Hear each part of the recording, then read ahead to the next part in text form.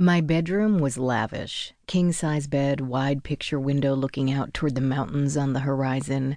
The master bathroom had a jacuzzi tub with a separate walk-in shower big enough for two. On the other hand, the pillows smelled like dust, and the water was rusty for the first couple of minutes. And there were other things. The television set up for watching movies from bed dated from before the switch to digital.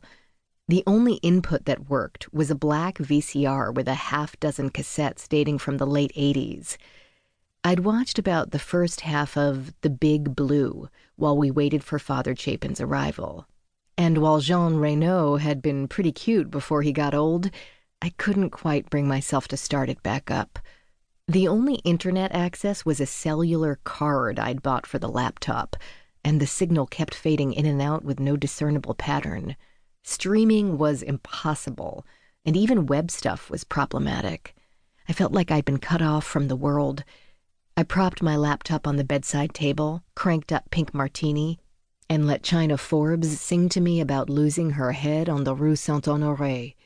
The music was so relentlessly cheerful that by the time she shifted over to telling Lorenzo that he wasn't welcome anymore, I was feeling almost human again. I wondered how much time Uncle Eric had spent in this room, lying on this bed and staring out at the vast emptiness of New Mexico. The wind-paved desert didn't seem like his kind of joint. As little as I knew him, that might have been accurate, or I could have just been making it up.